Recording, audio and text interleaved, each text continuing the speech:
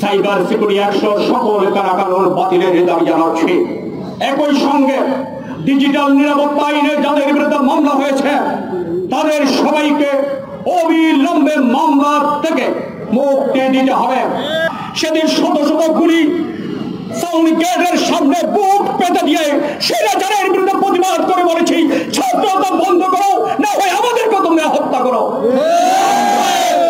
আজকে সেই বীর যোদ্ধাদেরকে বীরদেরকেই আপনারা আজকে কলুষিত করতে চান।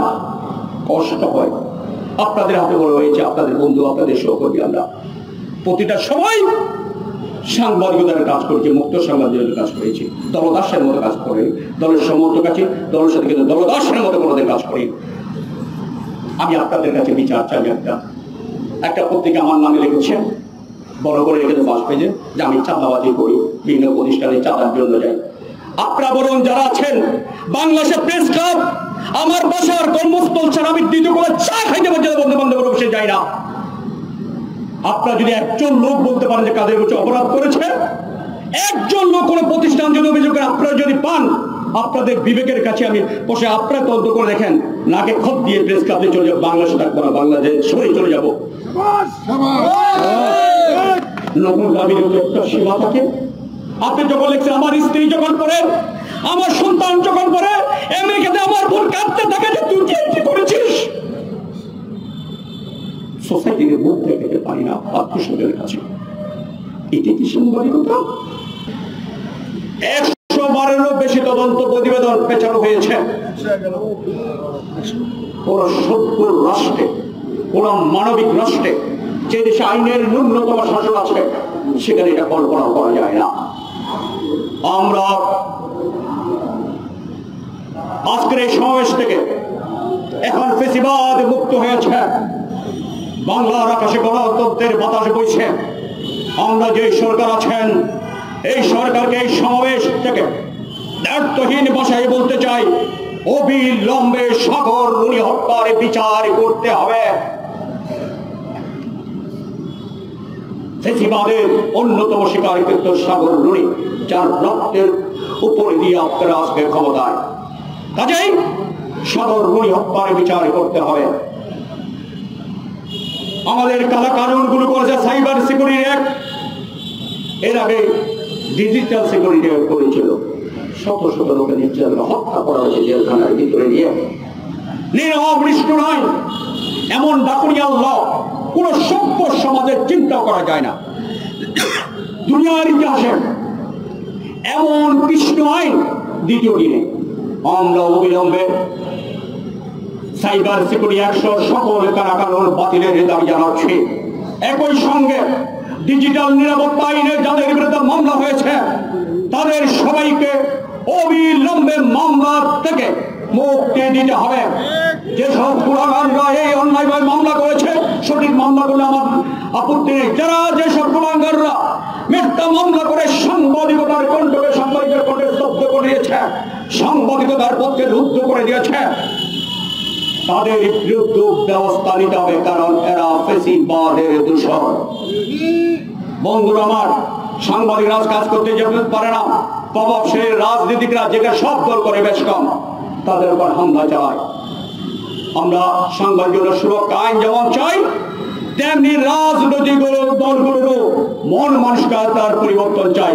আজকে থেকে যেন কোন দলের অনুষ্ঠানে আমার কোন সাংবাদিক বন্ধুকে যেন লাঞ্ছিত হতে না হয়, আহত হতে না হয়, সেই ব্যবস্থা অবশ্যই করবেন। বন্ধুরা আমার, সাংবাদিকদের কতগুলো জায়গা আছে, সেসব জায়গাগুলোতে সাংবাদিকরা নিয়ন্ত্রণে পিআই বিষয় এরকম আমরা দেখছি, সেখানে আমাদের যোগ্য সাংবাদিকদেরকে বসানো হচ্ছে না, সেখানে কারো কারো পকেট থেকে লোক বসানো হচ্ছে। আজকের এই সমাবেশ থেকে আমি তথ্য উপদেষ্টা সহ আমি এই সরকারকে বলবো, সাংবাদিকদের জায়গাগুলো সাংবাদিকদের জন্য ছেড়ে দিন, অন্য কাউকে বসানোর সুযোগ নেই। এখানে বরাবরই সাংবাদিকরা বসে। সবশেষ একটা কৈফিয়ত, বন্ধুরা আমার, 1993 সালে ঢাকা বিশ্ববিদ্যালয়ের সাংবাদিক হিসেবে সাংবাদিকতায় প্রবেশ করেছি। সে থেকে এ পর্যন্ত রাস্তায় আছি আপনাদের সাথে। ঢাকা বিশ্ববিদ্যালয়ের সাংবাদিক সমিতির যুগ্ম সম্পাদক ছিলাম ছাত্র অবস্থায়। জাতীয় প্রেস ক্লাবে বারবার নির্বাচিত ছিলাম।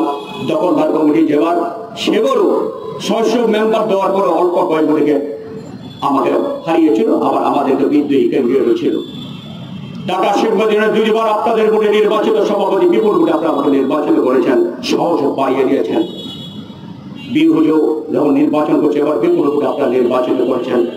আপনাদের বন্ধু, আপনাদের ভাই, আপনাদের কারো না কারো সন্তান আমি। বন্ধুরা আমার, দুর্ভাগ্য সত্য আপনারা জানেন, এই সরকার আসার পর থেকে 111 থেকে প্রতিটা দিন রাস্তায় যারা শ্রম দিয়েছে তাদেরই একজন শহীদ কাদের গনি চৌধুরী। 4 তারিখে শত শত গুলির মাঝে রুহানি গাজী দাঁড়ানো ছিল, সভাপতি করছিল, আমি সঞ্চালনা করছিলাম। এই যে আব্দুল শিকদার সেখানে দাঁড়ানো, এই শহীদুল আলম ইসলাম সেখানে দাঁড়ানো, খুরশিদ আলম দাঁড়ানো, নোমানি দাঁড়ানো, আমরা সেদিন শত শত গুলি সাউন্ড গেটের সামনে বুক পেতে দিয়ে সেটা যারা বিরুদ্ধে প্রতিবাদ করে বলেছি, ছাত্রতা বন্ধ করো, না হয় আমাদেরকে তোমরা হত্যা করো। আজকে সেই বীর যোদ্ধাদেরকে, বীরদেরকেই আপনারা আজকে কলুষিত করতে চান। কষ্ট হয়, আপনাদের হাতে বড় হয়েছে, আপনাদের বন্ধু, আপনাদের সহকর্মী। আমরা প্রতিটা সময় সাংবাদিকতার কাজ করেছি, মুক্ত সাংবাদিকতার কাজ করেছি, দলদাসের মতো কাজ করে, দলের সমর্থক আছে, দলের সাথে কিন্তু দলদাসের মতো কোনোদিন কাজ করি। আমি আপনাদের কাছে বিচার চাই। একটা পত্রিকা আমার নামে লিখেছেন, বড় করে রেখে বাস পেজে, যে আমি চাঁদাবাজি করি, বিভিন্ন প্রতিষ্ঠানে চাঁদার জন্য যাই। আপনারা বলুন, যারা আছেন বাংলাদেশের প্রেস ক্লাব, আমার বাসার কর্মস্থল ছাড়া আমি দ্বিতীয় করে চা খাইতে পর্যন্ত বন্ধু বান্ধব বসে যাই না। আপনারা যদি একজন লোক বলতে পারেন যে কাদের কিছু অপরাধ করেছে, একজন লোক কোনো প্রতিষ্ঠান যদি অভিযোগ করে আপনারা যদি পান, আপনাদের বিবেকের কাছে আমি বসে আপনারা তদন্ত করে দেখেন, নাকে খত দিয়ে প্রেস ক্লাবে চলে যাবো, বাংলাদেশে থাকবো না, বাংলাদেশ সরে চলে যাবো। নতুন দাবির একটা সীমা থাকে।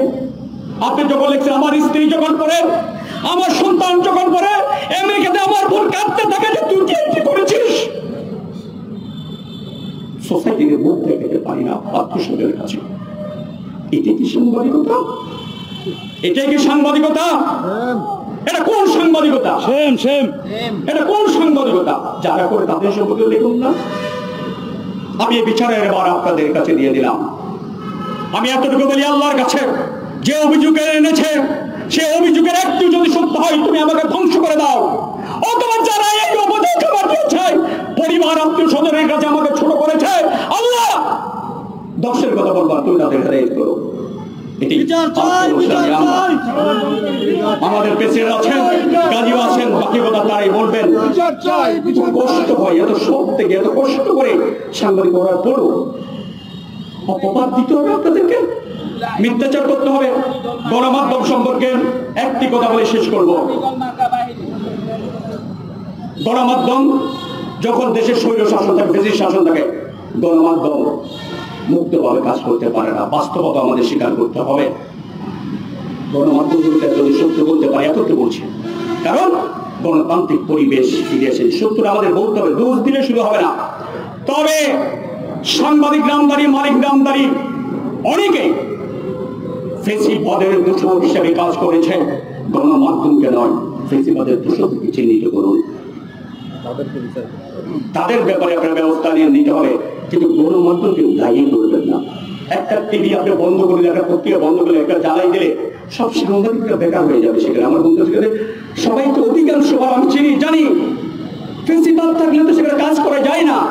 আপনি নিশ্চয়ই কয়েকদিন আগে আমাদের গোয়েন্দা সংস্কার একটা প্রোগ্রাম হয়েছিল, যারা ছিলেন সেখানে তারাও স্বীকার করেছে এতদিন ডিজিএফআই থেকে তাদেরকে নানাভাবে চাপ দিতে হতো। তারা এটা বলেছেন এখন থেকে আর কোনোদিন সেটা হবে না।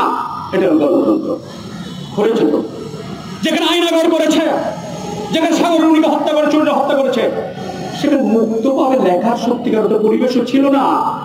বাস্তবতা বুঝতে হবে, দোষ দিলে হবে না, বাস্তবতা বুঝতে হবে।